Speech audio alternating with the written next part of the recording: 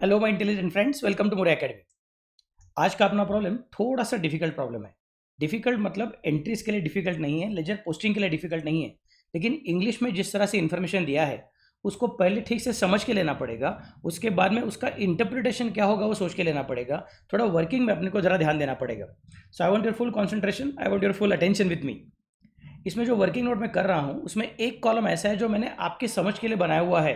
वो आपने एग्जाम में बनाया तो भी ठीक, नहीं बनाया तो भी ठीक। चलो फिर let us start with the problem. Problem क्या कहता है? 1 जनवरी 2015 स्कॉन ट्रांसपोर्ट्स पुणे परचेस्ड 4 ट्रक्स। बाबा लोग, बेबी लोग, be careful, the wording use by them is 4 trucks. So let me consider 4 trucks. एक नहीं बोला उन्होंने, 4 ट्रक्स बोल के रखा हुआ है। फॉर बीस 25,000 each. Very important wordings. Number 1, number of trucks are given to us. Number of trucks कितना है? 4 ट्रक्स है। और अमाउंट जो दिया है वो चारों ट्रक का मिला के इकट्ठा अमाउंट दिया हुआ नहीं है, बल्कि हर एक ट्रक का अमाउंट दिया हुआ है। 25,000 ईच बोला है। एक ट्रक 25,000 का, ऐसे 4 ट्रक। सो 25,000 इंटू 4, इसका मतलब 1 लाख का हिसाब हो चुका है। Next, depreciation has been provided at the rate of 10% per annum using straight line method. Okay, very nice. Straight line method बोला है मतलब अपने को काम आसान है। और ऊपर से रेट ऑफ डेप्रिसिएशन भी दे दिया है 10% per annum. Rate of depreciation भी दे दिया है 10% पर एनम। इसका मतलब अपने को पता चल गया है कि फॉर्मूला यूज करने की जरूरत नहीं है, 10% के हिसाब से काम चलेगा। डेट कौन सी देके रखी है? ऑन 1 जनवरी 2015 देके रखी डेट है। तो देखना पड़ेगा कि उनका अकाउंटिंग ईयर कौन सा है। Are they following calendar year as the accounting year और they are following financial year as the accounting year? ये अपने को देखना पड़ेगा। वो कैलेंडर ईयर को अकाउंटिंग ईयर यूज करते हैं कि फाइनेंशियल ईयर मतलब अप्रैल टू मार्च वाले को अकाउंटिंग ईयर यूज करते हैं, वो ठीक से देखना पड़ेगा। On 1st January 2016, one truck was sold for rupees 20,000. अरे बाप रे, what is happening? On 1st of January 2016, out of the 4 trucks which were purchased on 1st of January 2015, 1 जनवरी 2015 को जो 4 ट्रक परचेस किए थे उसमें से एक ट्रक को, चारों को नहीं, एक ही ट्रक को हमने बेच दिया है। लेकिन कब बेचा है? 1 जनवरी 2016 को बेचा हुआ है। 1 जनवरी 2016 को बेचा हुआ है। और कितने में बेचा हुआ है? 20,000 में बेचा हुआ है। Next, on 1 July 2016 another truck purchased for rupees 25,000 on 1 January 2015 was sold for rupees 22,000। एक पहला ट्रक कब बेचा? 1 जनवरी 2016 को बेचा। दूसरा ट्रक कब बेचा? 1 जुलाई 2016 को बेचा। सो 1 जनवरी 2015 को 4 ट्रक परचेस किए थे, उसमें से चारों के चारों ट्रक आगे कुछ पीरियड के लिए यूज करते गए। फिर 1 जनवरी 2016 आ गया। जैसे ही 1 जनवरी 2016 आ गया, एक ट्रक को बेच दिया। फिर बाकी के 3 ट्रक और कुछ पीरियड के लिए यूज़ किए। फिर 1 जुलाई 2016 आ गया तो दूसरा ट्रक बेच दिया। अभी भी पुराने वाले 2 ट्रक अपने पास बाकी है। नेक्स्ट, फिर बोलते हैं new truck costing rupees 40,000 was purchased on 1 जनवरी 2017। फिर बाद में क्या बोलते हैं कि एक नया ट्रक परचेस किया। कब परचेस किया? 1 जनवरी 2017 को। मतलब 1 जनवरी 2015 के 4 ट्रक थे, उसमें से एक ट्रक 1 जनवरी 2016 को बेचा, एक ट्रक 1 जुलाई 2016 को बेचा, 2 ट्रक को वैसे ही अपने पास ही रहने दिया और बाद में और एक नया ट्रक परचेस किया। कब परचेस किया? 1 जनवरी 2017 को परचेस किया। 1 जनवरी 2017 को परचेस किया। अभी अपने पास 3 ट्रक है। समझ में आ रहा है मैं कैसे बोल रहा हूँ? और वो 40,000 का ट्रक है। You are required to prepare trucks account and depreciation account for the first 3 years, assuming that the books of accounts are closed on 31st March each year। अरे बाप रे, मतलब although their transactions are happening on 1 July, तो भी उनका accounting year is not calendar year, उनका accounting year is financial year. मतलब अपने को अभी और ज़्यादा दिमाग चलाना पड़ेगा कि कब परचेस किया है, कब बेचा है, कितना पीरियड खत्म हुआ है। हम आंखें बंद करके नहीं बोल सकते हैं 1 जनवरी को परचेस किया ना, इसका मतलब 12 महीना। That is not possible. क्यों? क्योंकि उनका calendar year is not accounting year, उनका financial year is accounting year. Let us consider next part now. इसका एनालिसिस करता हूं सबसे पहले डेप्रिसिएशन कैलकुलेट करने के पहले कि accounting year is from April to March but trucks are purchase on 1 January 1 July वगैरह वगैरह। मतलब वो ध्यान में रखना पड़ेगा, मैंने अभी बात किया था। फिर जो 4 ट्रक परचेस किए थे 1/1/15 को, मैं इसकी बात कर रहा हूं। जो 4 ट्रक परचेस किए थे 1/1/15 को, उसमें क्या हो गया है? Truck 1 was sold on 1/1/16, truck 2 was sold on 1/7/16 and balance मतलब 2 trucks they are unsold, and जो एक ट्रक 1117 को परचेस किया है वो फुल्ली अनसोल्ड है, तो काम खत्म। Then comes on next part, फिर हम लोग कॉलम बनाएंगे। अभी जरा ये कॉलम ठीक से समझ लीजिए, मैंने जैसे एनालिसिस किया उसके हिसाब से वर्किंग किया हुआ है। ये एक ट्रक का एक कॉलम बनेगा, ये एक ट्रक का एक कॉलम बनेगा, ये 2 ट्रक जो बच गए उसका एक कॉलम बनेगा, और ये अनसोल्ड है उसका भी एक कॉलम बनेगा।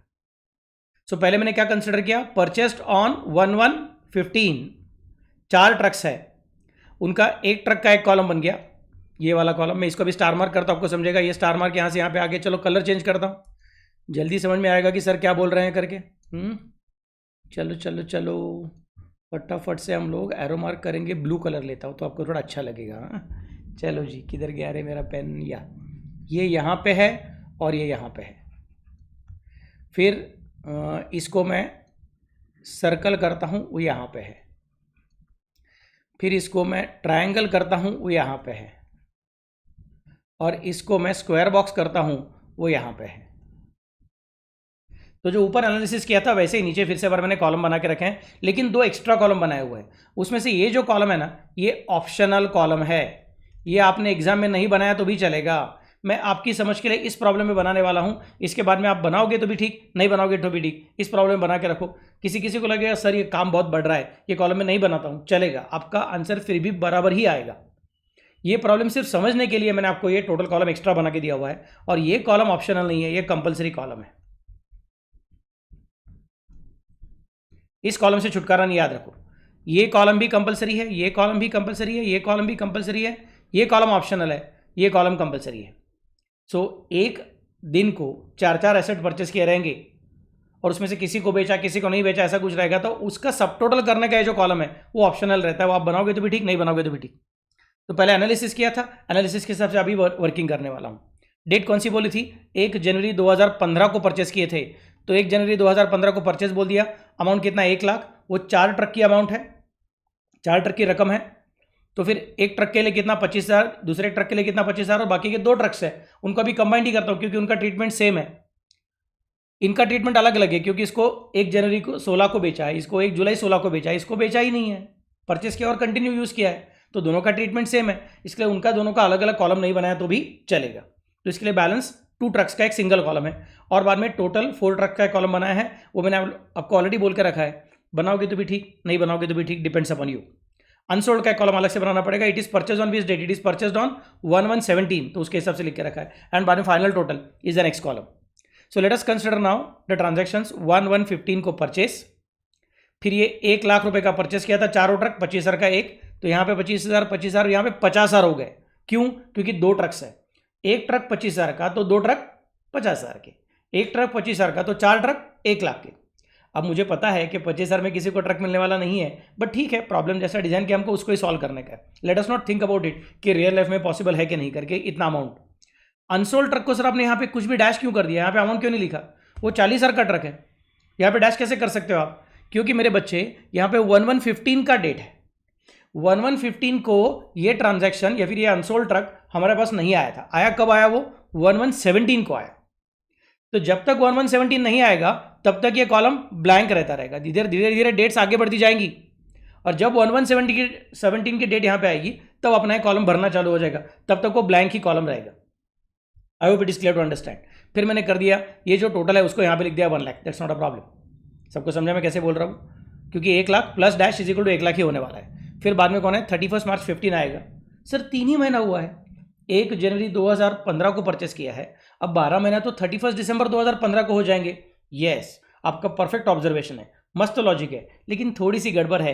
प्रॉब्लम ने बोल के रखा है कि द कंपनी और दिस, कौन सा नाम है उसका, स्कॉन कुछ तो ट्रांसपोर्ट है, हाँ स्कॉन ट्रांसपोर्ट, ये कौन सा ईयर फॉलो कर रहे हैं, 31 मार्च को बुक्स ऑफ अकाउंट क्लोज कर रहे हैं, मतलब वो फाइनेंशियल ईयर को फॉलो कर रहे हैं। मतलब मुझे 31 मार्च का भी बुक्स क्लोज करना पड़ेगा, 3 महीना खत्म हुआ रहेगा तो भी बुक्स क्लोज करने की बारी आ चुकी है, तो चलो अभी उसको बुक्स क्लोज करना पड़ेगा।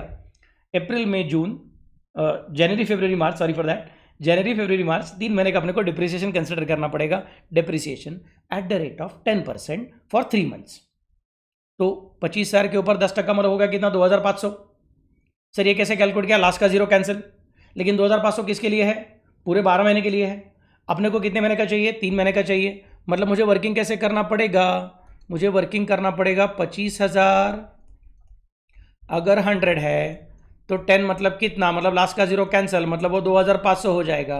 बट ये 2500 12 महीने के लिए है, तो 3 महीने के लिए कितना, मैं बोलूँगा फिर 2500 इंटू 3/12, मतलब क्या हो गया 2500 इंटू 1/4, समझे ना, 3 1 जा 3, 3 4 जा 12, तो 2500 का 1/4 कैलकुलेट करूंगा, आंसर कितना आएगा 625, वो यहाँ पे लिख दिया। इसका भी 625 आ गया। अब ये 50,000 है याद रखो, तो उसका 625 नहीं आएगा, बल्कि 625 का डबल हो जाएगा, मतलब 1250। अगर आपको चाहिए तो फिर से कैलकुलेट कर सकते हो, 50,000 का 10% मतलब 5,000, 5,000 12 महीने के लिए है, 12 महीने के लिए 5,000, तो 3 महीने के लिए कितना, ऐसा करके आपको 1250 का आंसर आएगा। फिर याद रखना ये टोटल कॉलम है, तो 625 प्लस 625 प्लस 1250 करके आंसर कितना आएगा 2500। फिर ये 1 लाख में से 2500 माइनस कर दिया। अब मैं क्या कैलकुलेट करूंगा, WDV कैलकुलेट करूंगा। WDV कितनी आएगी आपकी 25,000 माइनस 625 इज इक्वल टू 24,375। अपना कैलकुलेशन खुद कीजिए, प्लीज़ डोंट कॉपी। चाहे तो वीडियो को पॉज कीजिए और यहाँ तक पहले वर्किंग कर लीजिए, उसके बाद में वीडियो रिज्यूम करके आगे सुनिए। 24,375 सेम ही आएगा। बाद में 50,000 में से 1250 माइनस किया, 50 में से 1 गया तो 49 बनता है, 49 में से 250 गया तो 48,750 बनता है, 48,750, 48,750। ओके, तो ये बैलेंस आंसर आ गया है। और बाद में फिर 1 लाख में से 2,500 चला गया, तो बच गया कितना 97,500, 97,500 प्लस डैश मतलब 97,500, काम खत्म। बाद में फिर अगला डेट कब आएगा 11/16 को, this is the amount of WDV on 1/4/15। फिर आप डिप्रिसिएशन कैलकुलेट करोगे, डिप्रिसिएशन कैलकुलेट कब करोगे, 11/16 को नहीं आएगा, 1/3/16 को आएगा। हाँ, 11/16 को उन्होंने बेचने की बात की है, 11/16 को क्या होने वाला है डिप्रिसिएशन। क्यों सर, ये देखो ना, ये देखो ना, इधर इधर का ट्रांजैक्शन, ट्रक 1 सोल्ड ऑन 11/16 बोल के रखा था हमने, अगर आपको याद रहेगा तो।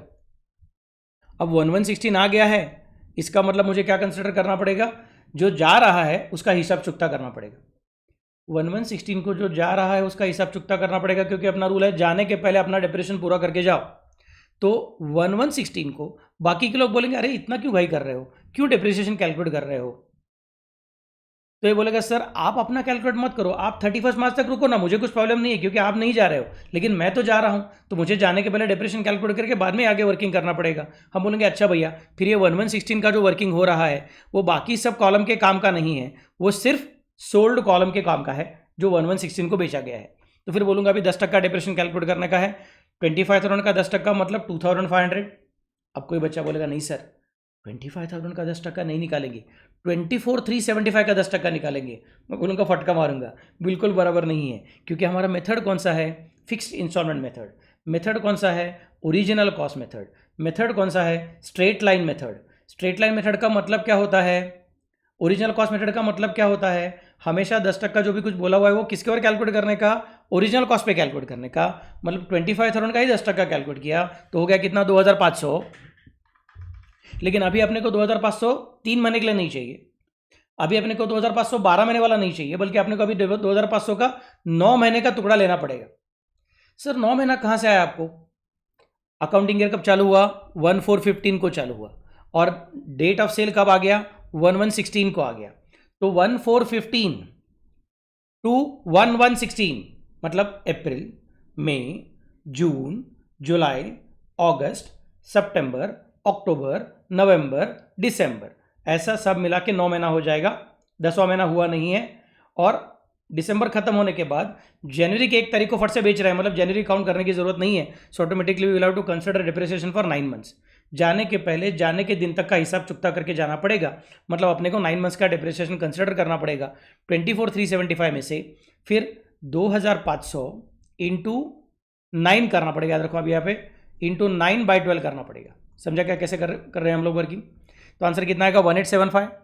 फिर ये जो 1875 है वो एक ही बड़े 4 ट्रक के ग्रुप का पार्ट है, इसलिए उसके सब टोटलिंग कॉलम में भी लिख दिया 1875, और फिर बोल दिया ये सब टोटलिंग 1875, और यहाँ पे तो डैश ही है, मतलब फिर से बार आ गया कितना 1875, काम खत्म। Then comes the next part. फिर अपने को क्या मिलने वाली है, WDV मिलने वाली है। कितनी है WDV आपकी 1/1/16 को आपकी WDV है 22,500।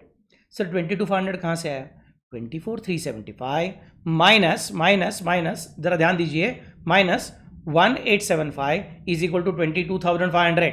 मतलब हम लोग जिस एसेट की कीमत साल के शुरुआत में 24,375 रुपया थी, उस एसेट पे 1,875 रुपए का डिप्रिसिएशन चार्ज कर लेते हैं और उस एसेट की book value WDV return down value 22,500 में लाके उसको बेचने को जाते हैं।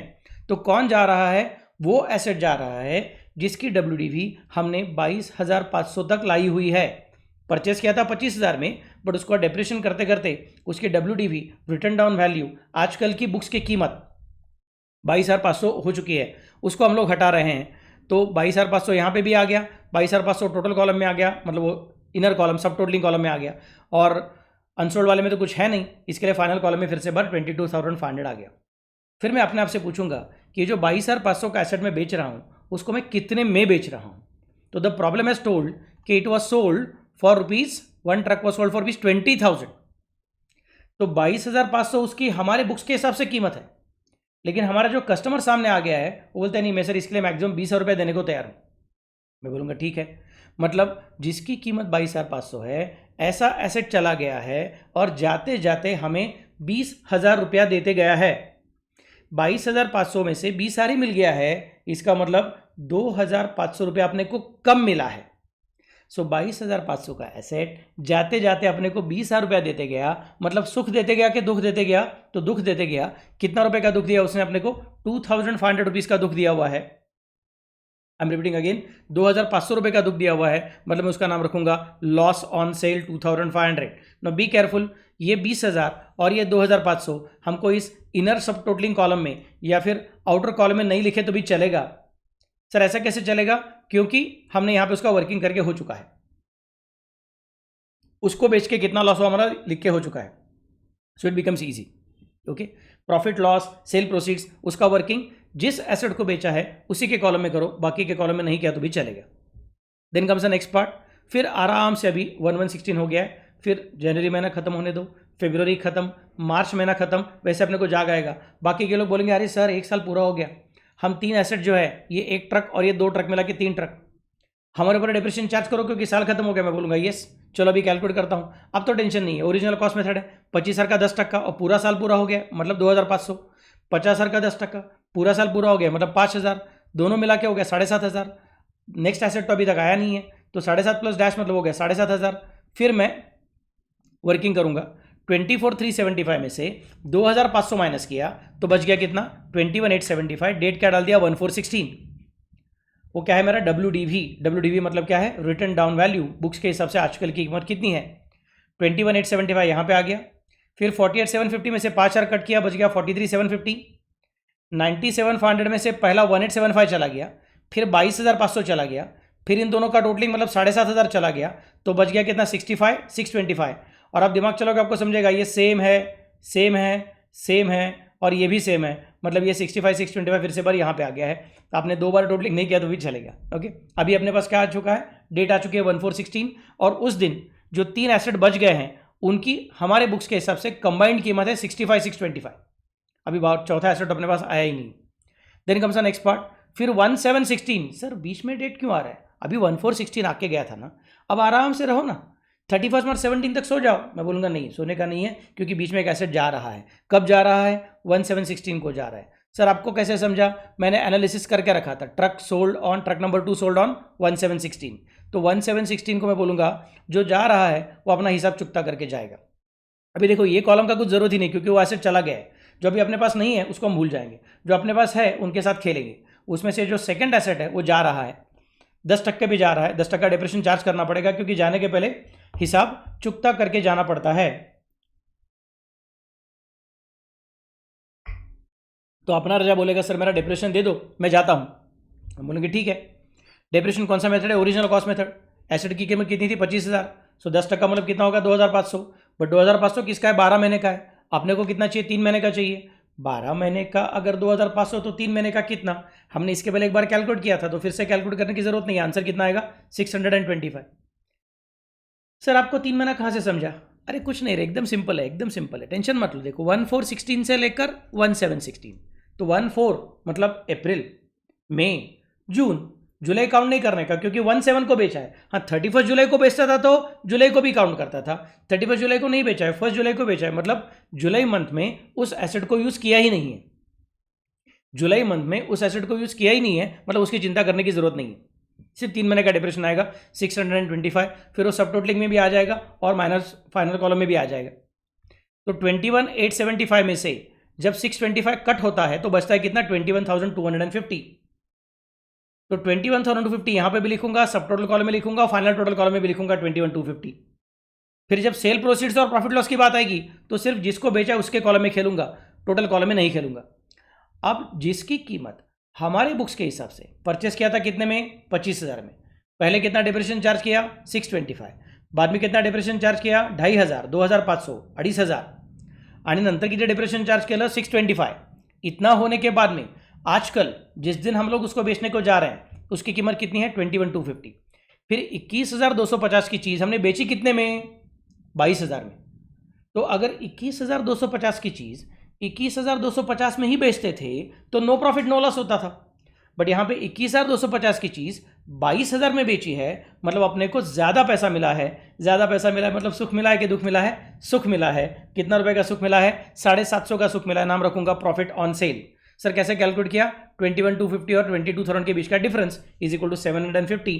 अपना कैलकुलेशन खुद से करना मेरे बच्चे, मेरे कैलकुलेशन में विश्वास मत रखना। Then comes the next part. फिर अब आगे वर्किंग करने का, सर ये 22,000 और 750 इनको यहाँ पे लिखो ना और यहाँ पे भी लिखो ना। मैं बोलूँगा नहीं, उनको वहाँ पे नहीं लिखने का है। सेल प्रोसीड्स एंड प्रॉफिट और लॉस ऑन सेल, जिसको बेचा उसी के कॉलम में खेलने का, टोटल कॉलम में नहीं खेलने का। टोटल कॉलम में WDV लिख दिया, WDV लिख दिया, काम खत्म। नेक्स्ट पॉइंट कौन सा है, फिर अभी 1,716 को बेच के हो गया था। अभी हम लोग बोलेंगे अभी चलो ठीक है, बाकी के 2 ट्रक है ना, उसको आराम से हम लोग 31 मार्च 17 को डिप्रेशन कैलकुलेट करने को जाएंगे। तो अभी सो जाएंगे, ऐसा सोच रहे थे, इतने में क्या हो गया 1117 आ गया। 1117 को क्या हो गया, वो जो एक नया ट्रक था ना 40,000 रुपये का, वो परचेस करके आ गया। तो मैं यहाँ पे लिखूंगा 1117 को परचेस, अमाउंट लिख दिया 40,000। अभी डायरेक्टली लास्ट कॉलम में आके देखो और बाद में फाइनल टोटल कॉलम में लिख दिया। फिर मैं भूलना नहीं चाहिए कि इस एसेट के ऊपर इस साल सिर्फ 3 महीने का डिप्रेशन आएगा, क्योंकि वो 1 जनवरी का आया हुआ है। इसके लिए इसके सिर पे एक टोपी डाल दी, टोपी में लिख दिया 3 मंथ्स। हमेशा हमेशा 3 मंथ्स नहीं, फर्स्ट ईयर में 3 मंथ्स, उसके आगे फिर बाद में 12 मंथ्स होते रहेगा। That's not a problem. So 40,000 purchase किया, डेट लिख दी 1117, और मुझे मालूम है अकाउंटिंग ईयर कब खत्म होने वाला है, 31 मार्च को खत्म होने वाला है। मतलब इस साल में इस एसेट का सिर्फ 3 महीने का ही यूज होने वाला है। तो सिर पे टोपी डाल दी, बोल दिया 3 मंथ्स का टोपी है बाबा। फिर 31 मार्च तक सो गया था, 31 मार्च को उठ गया, जाग गया और बोला डिप्रेशन चार्ज करने का है। ये तो चला गया है, डिप्रेशिएशन नहीं आएगा। ये भी चला गया है, डिप्रेशिएशन नहीं आएगा। ये बाकी है, और ये साल भर के लिए हमने यूज़ किया था। ओरिजिनल कॉस्ट मेथड है, मतलब 50,000 का 10% खेलना पड़ेगा, मतलब 5,000 का डिप्रेशिएशन आ जाएगा। ये 5,000 यहीं पे लिखा हुआ है, सब टोटल है, बाकी कुछ है नहीं। और 40,000 पे 10% कैलकुलेट करना है, मतलब 4,000 आना चाहिए था, क्योंकि लास्ट का 0 कैंसिल। 40,000 का 10% मतलब 4,000 आता है। तो सर आपने 1,000 क्यों लिखा है, क्योंकि ऊपर टोपी डाला था, टोपी में लिखा था 3 मंथ्स। इसका मतलब मुझे कंसिडर करना पड़ेगा कि 40,000 मतलब 100, तो 10 मतलब कितना, तो लास्ट का 0 कैंसिल मतलब 4,000, बट 4,000 इज़ फॉर 12 मंथ्स। तो 3 मंथ्स का कितना, मतलब आंसर आएगा 4,000 इंटू 3/12। इसी का दूसरा मतलब 4,000 इंटू 1/4। 4,000 इंटू 1/4 मतलब 1,000। So simple, that's the way in which the calculation is made. तो यहाँ पे आ गया 1,000। फिर ये वाला 5,000 और ये वाला 1,000 मिला के हो गया कितना अपना 6,000।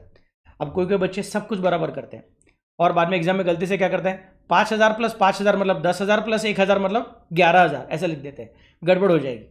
याद रखना ये ऑलरेडी सब टोटलिंग है, हमने इनका तीनों का टोटलिंग लिया है, डैश डैश और 5,000। ये जो है अपनी इंफॉर्मेशन, कट नहीं करता हूं, आपको जल्दी समझेगा। ये अपना डैश है, उसमें ये वाला डैश ऐड किया, उसमें ये वाला 5,000 ऐड किया, तो ये 5,000 हो चुका है। तो फिर से 5,000 को लेने की जरूरत नहीं है, सिर्फ 5 + 1 = 6। फिर चेक करूंगा, 43,750 में से 5,000 चला गया, बच गया कितना 38,750।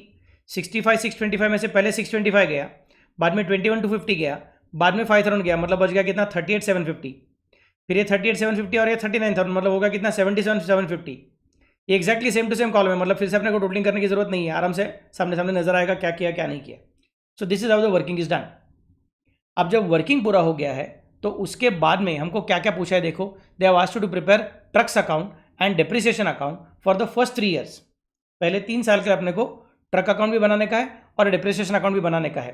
तो चलो फटाफट से लेजर अकाउंट ड्रॉ करते हैं। ऊपर हेडिंग लिखेंगे in the books of Scon transport Pune. Account कौन सा आएगा? Truck account. लगभग 1 पेज का बना लो और उसके नीचे डिप्रेशन अकाउंट आएगा। कम से कम 20 से 22 लाइन तो चाहिए ही चाहिए। डिप्रेशन अकाउंट के लिए 10 लाइन रहेगा तो भी चलेगा। वीडियो को पॉज करो, ड्राइंग पूरा करो और उसके बाद में मेरे साथ खेलने को आ जाओ। ओके, आगे सब लोग? Very nice. लेट मी गो हेड नाउ। अब मुझे कंसिडर करना पड़ेगा ट्रक अकाउंट। सबसे पहले क्या हो रहा है मेरे पास? सबसे पहले मेरे पास 1 लाख रुपए का ट्रक आ रहा है। Trucks are coming in. Date कौन सा है? 1115। 1115 को trucks are coming in, debit what comes in? Truck account debit. Trucks are coming in, debit what comes in? Trucks account debit. Bank में से पैसा जा रहा है, bank is the giver, credit the giver to bank account. So truck account के debit side में लिखूंगा 1115 को टू बैंक अकाउंट 1 लाख। काम खत्म, पैसा हजम। नहीं सर, सेकंड इफेक्ट देने का बाकी है। हाँ मेरे राजा, हाँ मेरी रानी, सेकंड इफेक्ट कहाँ पे जाएगा? लेकिन बैंक के क्रेडिट में जाएगा। लेकिन हमने बैंक अकाउंट नहीं बनाया है, इसका मतलब अपने को चिंता करने की जरूरत नहीं है, सेकंड इफेक्ट नहीं दिखा सकते हैं। फिर कौन सी डेट आएगी? अब डायरेक्टली डेट आएगी 31 मार्च 15 को। उस दिन क्या हो रहा है? डिप्रिसिएशन हो रहा है। कितना डिप्रिसिएशन हो रहा है? 10% डिप्रिसिएशन 3 महीने का। कितना सब मिला के है? 2500। तो बोलूंगा डिप्रिसिएशन अपना खर्चा है, debit all expenses and losses. Depreciation account debit, non cash expenditure है। Depreciation account debit and asset का value is going out, credit what goes out. So depreciation account debit to trucks account. Depreciation के debit में आएगा to trucks account. Depreciation के debit में to trucks account 2500 और truck के credit में 31 March 15 by depreciation account 2500। So depreciation का entry भी हो गया। Then comes next point. अगला पॉइंट कौन सा है आपका? अभी डब्ल्यूडी भी आ चुकी है, मतलब साल खत्म हो गया है। तो अभी अपने को क्या करना पड़ेगा? साल खत्म हो गया मतलब पहले वो जो डेप्रिसिएशन अकाउंट बनाया था ना, उसको P&L अकाउंट में भेजना पड़ेगा, क्लोजिंग एंट्री। तो पहले मैं जाऊंगा डेप्रिसिएशन अकाउंट में, उधर लिखूंगा 31 मार्च 15 को बाय P&L अकाउंट 2500। फिर ये अकाउंट टैली हो जाएगा। एक बार ये टैली हो गया तो मैं उसके आगे खेलूंगा। ट्रक अकाउंट के पास आऊंगा, बोलूंगा चल तू भी टैली हो जा मेरा राजा। बट ये टैली होने को तैयार नहीं है।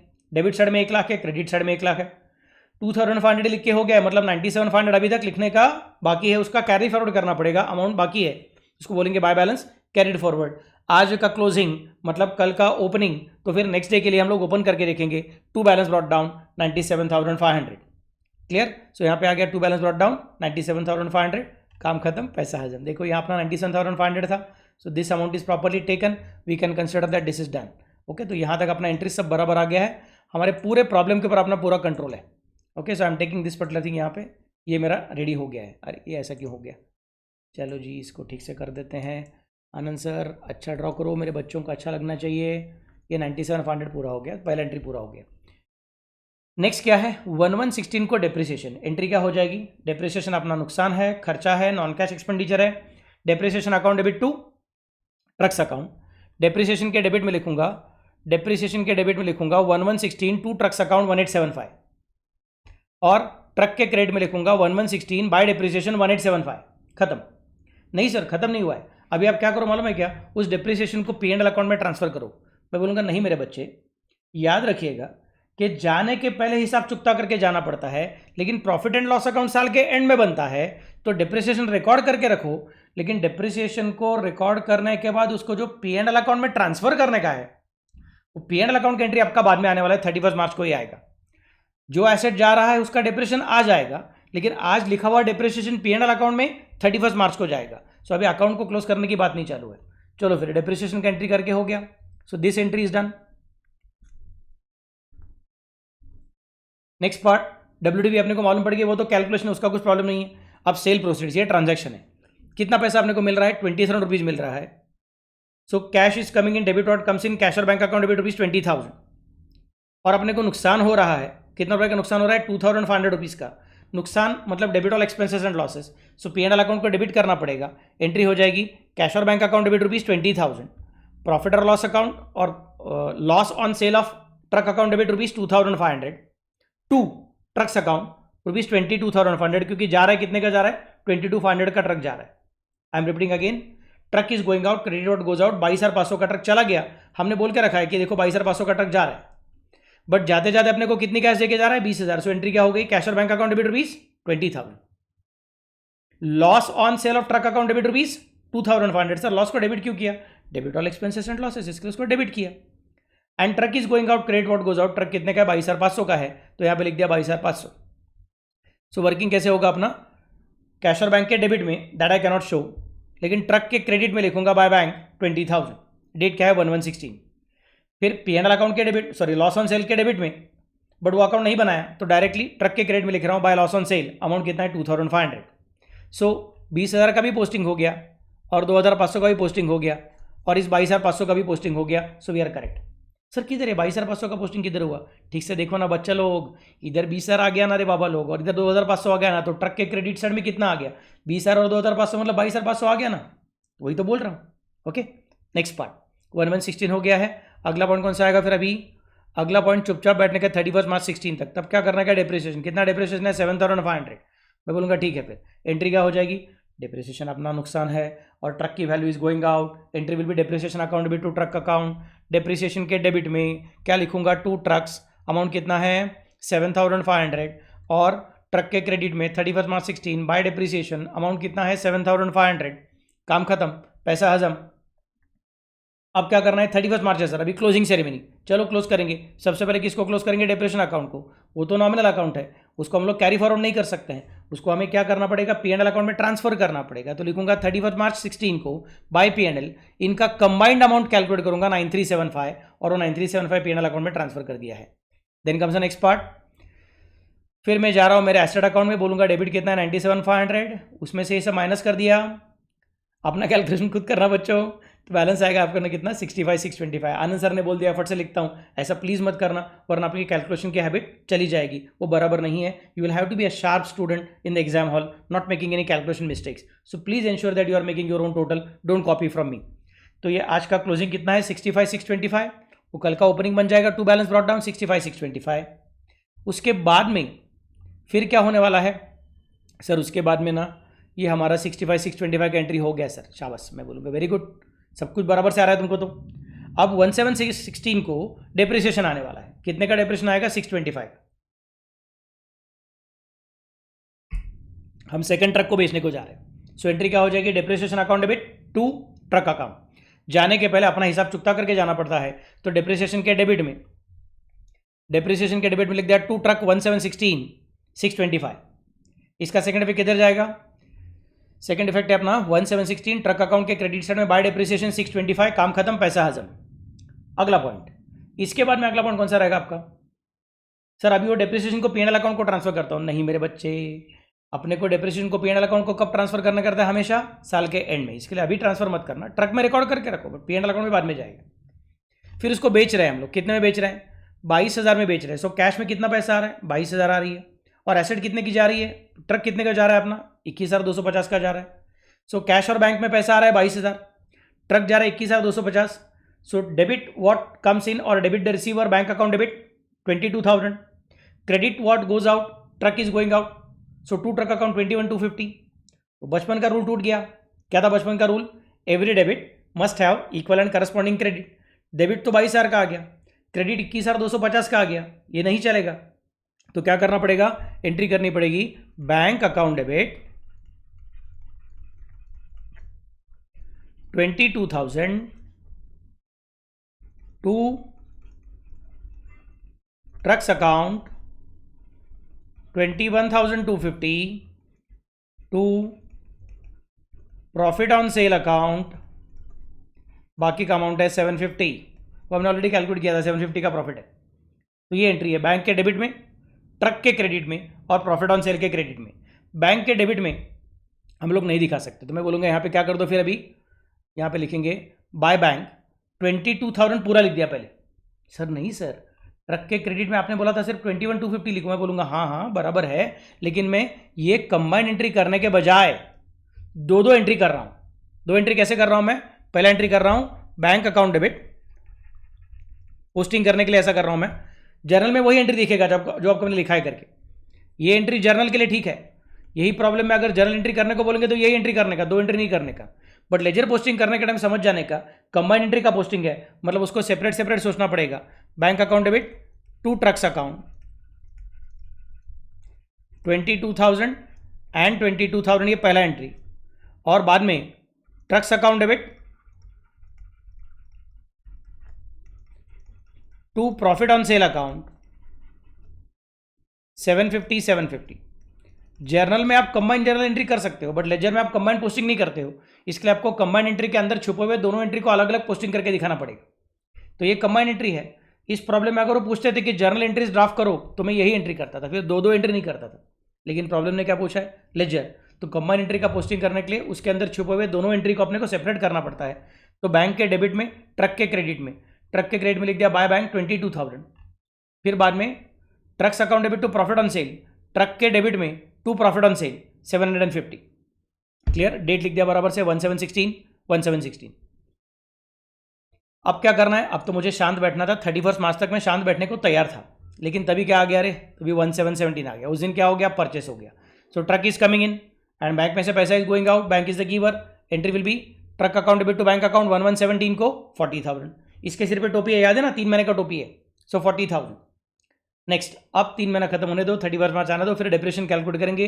डेप्रेशन की अमाउंट कितनी है अपनी, अच्छा हमने इसका सबका पोस्टिंग कर दिया, हाँ हमने 625 का पोस्टिंग कर दिया, 21,250, 22,750 सबका पोस्टिंग कर दिया, 40,000 का भी पोस्टिंग करके हो गया। अब डेप्रेशन कितना अपना 5 और 1 6,000 का डेप्रिसिएशन है, उसका एंट्री करूंगा मैं। So I can specify depreciation account debit 31 March 17 को टू ट्रक्स अकाउंट 6,000, डेप्रिसिएशन के डेबिट में, ट्रक के क्रेडिट में, ट्रक के क्रेडिट में बाय डेप्रिसिएशन 6,000। काम खत्म, पैसा हजम।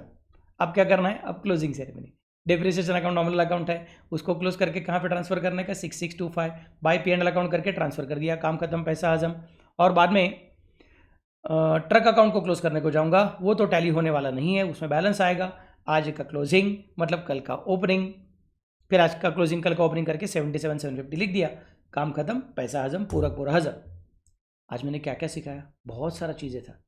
जब एक ही दिन को ज़्यादा एसेट्स एक साथ परचेस किए रहेंगे तो उसका एनालिसिस कैसे करने का, कॉलम्स कैसे बनाने का, ऑप्शनल कॉलम कौन सा है, कंपलसरी कॉलम कौन सा है, ये सब चीज़ें मैंने आपको सिखाया है। और उसका पोस्टिंग कैसे करने का, सेल प्रोसीड्स का वर्किंग कैसे होता है, कंबाइंड एंट्री का पोस्टिंग कैसे करने का, बहुत सारा अलग अलग चीज़ें दिखा हुआ है। तो मैं तो रिकमेंड करूँगा, हो सके तो ये मेरा पूरा प्रॉब्लम फिर से एक बार देखो, इस लेक्चर को ज़रा प्लीज़ रिवाइज करना, ओके। और नेक्स्ट लेक्चर में ऐसा ही थोड़ा डिफिकल्ट टाइप का प्रॉब्लम करूंगा, और तब मैं जो ऑप्शनल कॉलम है ना वो नहीं बनाऊंगा, बिना ऑप्शनल कॉलम के ही पूरा करूंगा, तो आपको थोड़ा और इजी लगेगा मन करने के लिए। ये मैंने आपको पूरा बताया कि किस तरह से होता है, बट एग्जाम में इतना वर्किंग करने का जरूरत नहीं, क्योंकि टाइम अपने पास कम रहेगा, तो शायद डिफिकल्टी आएगी, इसलिए मैं इसके आगे के सब प्रॉब्लम में ऑप्शनल कॉलम बनाने वाला नहीं हूँ, ओके। चलो then, bye bye, take care, good night.